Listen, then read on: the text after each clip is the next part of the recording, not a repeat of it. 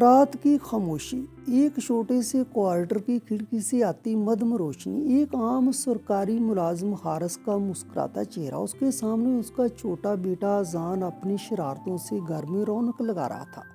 حارث کے دل میں یہی خیال تھا کہ اس کے پاس دنیا کی سب سے قیمتی دولت ہے، اس کی بیوی مہوش اور اس کا بیٹا اذان۔ حارث اکثر مہوش سے کہا کرتا تھا، مہوش میرے پاس نہ دولت ہے، نہ طاقت، نہ بڑے خواب، لیکن میرے پاس تم ہو، اور جب تم ہو تو سب کچھ ہے۔ مگر دوسری طرف مہوش کا دل کسی اور ہی سمت بڑھ رہا تھا۔ وہ جانتی تھی کہ حارث اس سے بے پناہ محبت کرتا ہے، لیکن دل ہی دل میں اکثر سوچتی، کیا یہی زندگی ہے؟ ایک چھوٹا سا مکان، محدود چیزیں اور ایک سیدھا سادہ شوہر۔ اگر حارث کی جگہ میری شادی کسی امیر شخص سے ہوئی ہوتی تو آج میرا مقام کچھ اور ہوتا۔ وقت گزرتا گیا۔ ایک دن مہوش اپنی ایک سہیلی کے ساتھ ایک پارٹی میں گئی۔ اس نے خوبصورت لباس پہنا ہوا تھا، مگر آنکھوں میں ایک خواہش کی جھلک تھی۔ بڑی بڑی گاڑیاں، قیمتی زیورات اور مہنگے کپڑے دیکھ کر اس کے دل میں حسرتوں کا طوفان اٹھ رہا تھا۔ اسی محفل میں ایک باوقار شخصیت کی انٹری ہوئی۔ حسن ملک، ایک کامیاب بزنس مین جس کا چلنے کا انداز، بات کرنے کا طریقہ اور اعتماد سب کو متاثر کر رہا تھا۔ مہوش کی نظر جب پہلی بار اس پر پڑی تو جیسے ایک لمحے کے لیے تھم گئی۔ حسن نے بھی اسے دیکھا اور سمجھ گیا کہ یہ کوئی عام عورت نہیں ہے، اس کے چہرے پر کشش تو ہے مگر آنکھوں میں کمی بھی۔ پارٹی کے اختتام پر حسن نے ایک ویٹر کے ذریعے مہوش کو ایک کارڈ بھیجا جس پر لکھا تھا، آپ کی مسکراہٹ نے اس شام کو مکمل کر دیا، اگر اجازت ہو تو کبھی ملاقات کرنا چاہوں گا۔ مہوش کا دل زور زور سے دھڑکنے لگا۔ اس نے کارڈ چھپا لیا اور رات بھر حسن کے بارے میں سوچتی رہی۔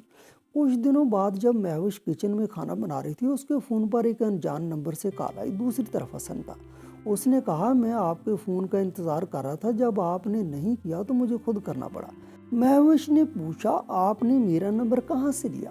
حسن نے جواب دیا، اگر دل سے تلاش کیا جائے تو خدا بھی مل جاتا ہے، آپ تو پھر انسان ہیں، آپ کی تعریف کیے بغیر نہیں رہ سکا اس لیے کال کی۔ آپ بہت خاص ہیں، اگر کبھی وقت ملے تو کیا ہم چائے پر مل سکتے ہیں؟ مہوش نے ذرا نخرہ دکھایا مگر دل ہی دل میں اس توجہ سے خوش ہو رہی تھی۔ کچھ دنوں بعد دونوں ایک خوبصورت کیفے میں ملے۔ وہاں پہلی بار مہوش نے اپنی زندگی اور شوہر حارث کی کم تنخواہ کا ذکر کیا۔ حسن نے بڑے سکون سے سنا اور کہا، آپ جیسی حسین عورت کو سادگی کے پردے میں نہیں رہنا چاہیے، آپ کو وہ مقام ملنا چاہیے جس کی آپ حقدار ہیں۔ پھر اس دن سے ان کی ملاقاتوں کا سلسلہ شروع ہو گیا۔ حسن نے مہوش کی کمزوری پکڑ لی تھی، اس نے تحفے دینا شروع کر دیے، پہلی ایک قیمتی پرس، پھر برانڈڈ کپڑے، اور ایک دن تو اس نے ایک قیمتی ہار اس کے گلے میں ڈال دیا۔ مہوش نے ہچکچاتے ہوئے کہا، یہ سب کیوں؟ حسن نے مسکرا کر جواب دیا، کیونکہ آپ اس کی حقدار ہیں، میں چاہتا ہوں کہ آپ جانیں دنیا میں کوئی ہے جو آپ کے قدر پہچانتا ہے۔ مہوش کے دل میں دولت کی یہ چمک آہستہ آہستہ محبت پر حاوی ہونے لگی۔ وہ رات کو حارث کے ساتھ بیٹھتی تو سوچتی، ایک طرف یہ آدمی ہے جس کے پاس مجھے دینے کے لیے کچھ نہیں، جس کے ساتھ رہ کر مجھے ہر چیز کے لیے ترسنا پڑے گا، اور دوسری طرف حسن ہے جو ہر لمحہ یہ احساس دلا رہا ہے کہ میں قیمتی ہوں۔ ادھر حارث اپنی ہی دنیا میں خوش تھا، دن رات محنت کرتا۔ اذان کے مستقبل کے لیے حارث کبھی بیٹے اذان کے لیے کھلونے لاتا تو کبھی مہوش کی پسند کا کھانا بنانے کی کوشش کرتا۔ اسے ذرا اندازہ نہیں تھا کہ اس کی بیوی کا دل اب کہیں اور جا رہا ہے۔ اور بار بار کہتا، مہوش میں تمہیں دولت نہیں دے سکتا مگر اپنی جان تک تم پر قربان کر سکتا ہوں۔ مگر مہوش کی آنکھوں میں اب دولت کے خواب سج چکے تھے۔ یہ وہ لمحہ تھا جب ان کی زندگی ایک ایسے موڑ پر آ پہنچی تھی جہاں محبت اور لالچ کا ٹکراؤ ہونا لازمی تھا۔ مہوش کے دل میں اب وہی خواب جگہ بنا چکے تھے جنہیں دولت نے رنگین کر دیا تھا۔ ہر بار جب حسن کا فون آتا یا اس کی گاڑی گھر کے دروازے پر رکتی تو مہوش کے دل کی دھڑکن تیز ہو جاتی۔ وہ خود کو یقین دلاتی کہ میں غلط نہیں کر رہی، مجھے خوشیوں کا حق ہے۔ ایک شام حسن نے مہوش کو ایک شاندار ریسٹورنٹ میں بلایا۔ مدھم روشنی میں بیٹھا حسن قیمتی سوٹ اور مہنگی گھڑی کے ساتھ ہمیشہ کی طرح پر اعتماد نظر آ رہا تھا۔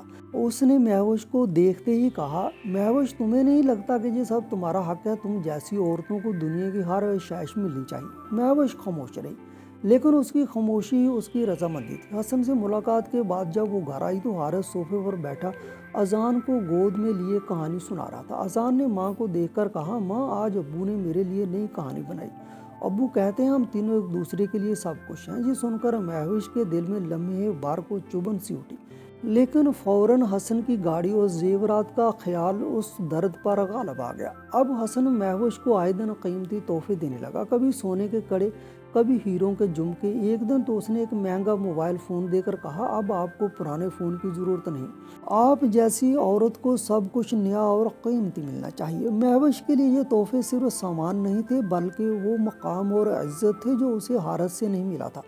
دوسری طرف حارث اپنی معمولی تنخواہ سے کبھی بیوی کے لیے شال خریدتا تو کبھی گھر کے لیے پھول۔ اس کی آنکھوں میں سچائی جھلکتی تھی، مگر مہوش کو اب یہ سب معمولی لگنے لگا تھا۔ ایک دن حارث نے مسکرا کر کہا مہوش میں جانتا ہوں میری آمدنی کم ہے، لیکن ایک دن ضرور تمہیں وہ سب کچھ دوں گا جو تم چاہتی ہو۔ مہوش نے دل ہی دل میں طنزیہ ہنسی اور کہا کب؟ جب ہم بوڑھے ہو جائیں گے۔ حارث نے یہ بات مذاق سمجھی، مگر یہ مذاق نہیں بلکہ مہوش کے دل کی حقیقت تھی۔ کچھ دن بعد حسن نے صاف کہہ دیا مہوش اب تمہیں فیصلہ کرنا ہوگا، تم ایک عام زندگی گزارنا چاہتی ہو یا وہ زندگی جو میں تمہیں دے سکتا ہوں، ایک دنیا جس میں دولت ہے، طاقت ہے، عزت ہے، یہ سب تمہارا ہو سکتا ہے، بس تمہیں میرا ساتھ دینا ہوگا۔ مہوش کئی دن تک حسن کی باتوں میں الجھی رہی، آخر کب تک وہ حارث سے یہ سب چھپا سکتی تھی۔ جب حارث کو اس تعلق کا پتہ چلا تو اس کی دنیا ہی ہل گئی۔ وہ تیزی سے حسن کے آفس پہنچا، آنکھوں میں آنسو، ہونٹوں پر کپکپاہٹ اور دل میں بے چینی لیے اس نے حسن کو دیکھتے ہی کہا میری بیوی کو چھوڑ دو، وہ میری دنیا ہے، میں اس کے بغیر کچھ نہیں۔ حارث کی آنکھوں میں آنسو تھے، مگر حسن نے قہقہہ لگایا اور میز پر رکھا 30 لاکھ کا چیک حارث کے سامنے پھینک کر کہا یہ لو 30 لاکھ روپے دے رہا ہوں، مہوش کو چھوڑ دو اور اسے بھول جاؤ۔ یہ الفاظ حارث کے دل پر تیر کی طرح لگے، وہ لڑکھڑاتے قدموں کے ساتھ واپس لوٹ آیا۔ مہوش نے آخرکار اپنا فیصلہ کر لیا، وہ اذان اور حارث کو چھوڑ کر حسن کے ساتھ چلی گئی۔ جاتے وقت حارث کی آنکھوں میں آنسو تیر رہے تھے، وہ بس اتنا ہی کہہ سکا مہوش ایک دن تمہیں احساس ہوگا کہ دولت سب کچھ نہیں ہوتی۔ مگر مہوش نے بغیر پیچھے دیکھے دروازہ بند کر دیا۔ جیسے ہی دروازہ بند ہوا تو حارث کے لیے زندگی تھم سی گئی۔ یہ لمحہ اس کی زندگی کا سب سے بڑا صدمہ تھا، اس کا دل ٹوٹ چکا تھا، لیکن اس نے بیٹے اذان کے سامنے خود کو کمزور نہ ہونے دیا۔ اس نے اذان کو گود میں لیا اور آہستہ سے کہا بیٹا ہم دونوں اب ایک دوسرے کا سہارا ہیں، ہمیں کسی اور کی ضرورت نہیں۔ حارث جانتا تھا کہ مہوش نے ایک ایسا راستہ چن لیا ہے جہاں سے واپسی ممکن نہیں۔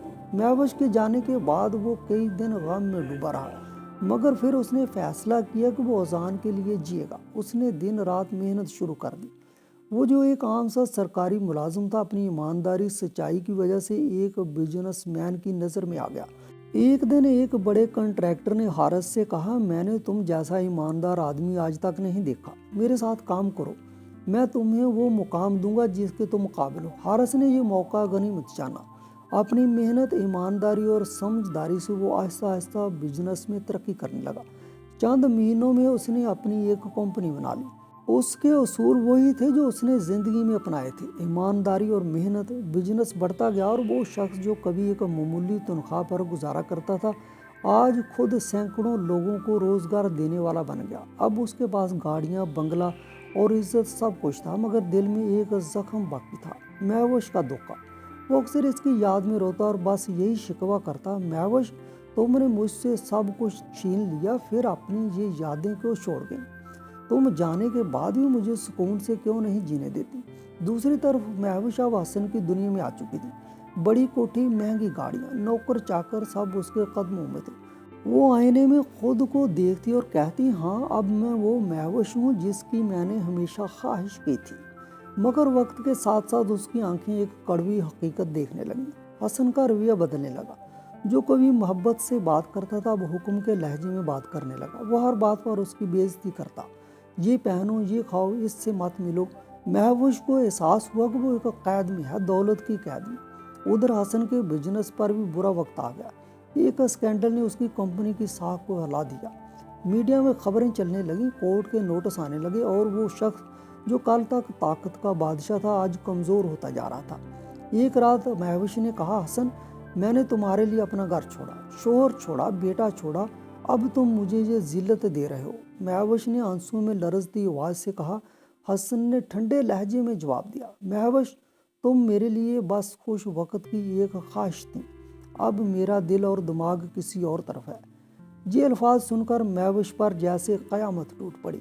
اس کی آنکھوں کے سامنے حارث کا چہرہ گھوم گیا، وہی حارث جو بار بار کہتا تھا مہوش میں تمہاری خوشی کے لیے کچھ بھی کر سکتا ہوں۔ مہوش کی آنکھوں سے آنسو بہنے لگے۔ اس کے دل میں خیال آیا کہ اگر وہ حارث کے پاس واپس جائے گی تو کیا حارث اسے قبول کرے گا؟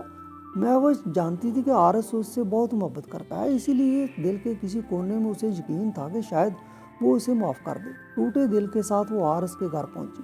اس نے دروازے پر دستک دی، دروازہ کھلا، سامنے اذان کھڑا تھا۔ ماں کو دیکھ کر وہ معصومیت سے بولا، ماں آپ واپس آ گئیں؟ یہ کہہ کر وہ ابو کو بلانے لگا۔ حارث نے جب مہوش کو دیکھا تو اس کی دھڑکن جیسے رک سی گئی۔